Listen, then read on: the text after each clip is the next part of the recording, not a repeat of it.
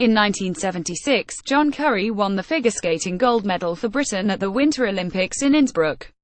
Later that year he was voted BBC Sports Personality of the Year, at a time when cricketers, runners, racing drivers and members of the royal family tended to hog the award.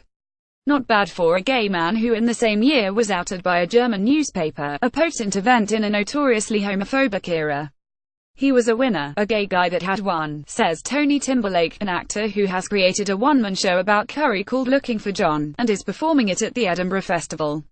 If you were gay in the 1970s, you didn't have role models you could look up to.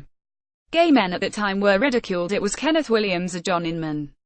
He wasn't that, and he hung around in my head.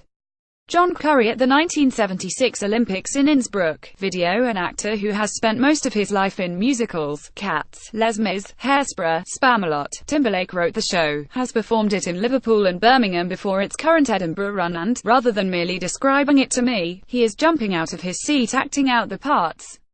It means a great deal to him, not only because he has written it himself, but because it harks back 40 years to a time when Timberlake, who is 54, was growing up in rural Hertfordshire and struggling to come to terms with the fact he was gay. Currie, a beautiful, dark-haired, sleek, confident and, above all, world-beating figure skater, was an icon, albeit a double-edged one, for a self-questioning teenage boy. I was fascinated by him, says Timberlake, but I wanted to watch him without my eldest brother coming into the room. It was a private obsession. I loved watching him, but I also knew there was something that I didn't like about him, the fact that he was an effeminate man. Timberlake's brother Chris, who died in his mid-30s, is a character, or perhaps a conscience, in the play. Timberlake idolized him, was conscious of his masculinity and sought his approval. But from an early stage, Chris sensed that his younger brother was gay and, in the play at least, there is a certain amount of teasing. Even though all through the play I'm talking about John, explains Timberlake, it's really about three people, me, my brother and John. No skating on stage. Tony Timberlake in Looking for John at Birmingham Rep. Photograph. Graham Braidwood. It was 20 years before Timberlake did anything about his enduring interest in Currie. In the late 1990s, he was talking to the choreographer Gillian Lynne and discovered she had worked with Currie in the theatrical career he embarked on after retiring from ice skating. He had devised ambitious ballets on ice and, later, did some acting, though according to Timberlake he could never quite walk properly on stage without the blades he had performed on so brilliantly since boyhood. Lynne told Timberlake she had known Currie well and attended his funeral. He died of an AIDS-related illness in 1994 at the age of 44, having spent his final years living back at home with his mother in Birmingham. Lynne painted a sad picture of his funeral, telling Timberlake there were only about 4 of us there. She meant theatrical friends of Currie. There were a few others from the skating world, as well as personal friends, but Timberlake took it literally. I couldn't stop thinking about it, that the star he had idolized had fallen so far. The publicity material for Looking for John calls Currie a forgotten hero. I suggest to Timberlake that this overstates it. For a start, Bill Jonas' well-received 2014 biography alone paints a vivid portrait of a sometimes self-destructive skating genius, but Timberlake stands by the phrase. Mention him to anybody under 40 and they'll say, who is he, the judge on Dancing on Ice, and you'll say no, that's Robin Cousins, the 1980 Olympic figure skating champion. The skating world say, oh no, we haven't forgotten him. But they haven't done much to remember him either. Timberlake started to obsess about the way Currie was being erased from the collective memory.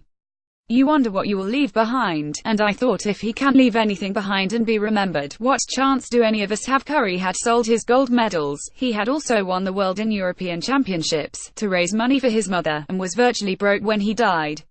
In the course of his research, Timberlake also discovered there was no blue plaque on the house in suburban Birmingham where Currie had grown up, and he campaigned successfully for one to be put up. The play is part of a process of restitution, reclaiming the reputation of his subversive teenage idol. He started accumulating material about Currie and interviewing people who had known him, and the play is structured as a documentary-style investigation of Currie's life. Timberlake originally wrote a play about 2 of Currie's female fans being guided by his ghost, but when he approached Birmingham Rep with a project, they suggested ditching the fans and writing instead about his own relationship with Currie and the way he influenced his coming to terms with his sexuality. Role model, John Currie at the peak of his career in 1976. Photograph Jack Mitchell, Getty Images. Timberlake says one of the key aspects of Curry's life is the way he dealt with his HIV diagnosis in 1987 and the process of dying in public. He had been outed as gay by a German newspaper in 1976, the year of his Olympics triumph, and gave an interview in 1992 to the Mail on Sunday in which he disclosed his illness.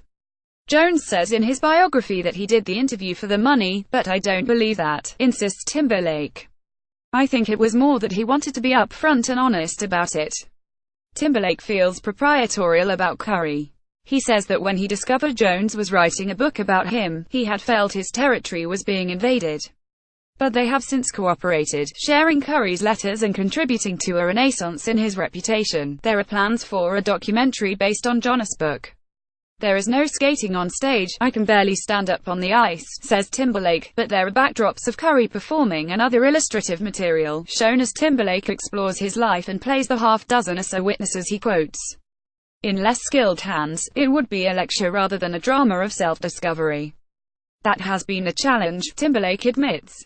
I have to play Gillian Lynn and Millicent Martin, another close friend of Curry's, be in a gay club with one of John's former lovers, but I like that. Being a gay man and a bit of a chameleon actor, I quite like hiding, and you can hide when you are playing all these other people. That's one thing with a one-man show. You think, Christ, will somebody else come on and just do a bit of talking? Timberlake does eventually square the circle of his admiration for Curry and his desire to win his brother Chris' approval. IWASNT brave like John. I didn't come out to my brother while he was alive, he says. But in the play he imagines that conversation, and his brother passes the acceptance test with flying colors, as Timberlake believes he would have if he had lived. It may be, though, there was an even bigger test that had to be passed. It's about my own self-acceptance as well, says Timberlake. Curry, he says, quoting one of his Heros lovers, never shied away from his sexuality as a man or in his skating. Despite the teenage Timberlake's doubts about a male skater willing to flout the norms of the sport and skate with balletic, almost feminine grace, in the end Curry gave him the courage to be himself.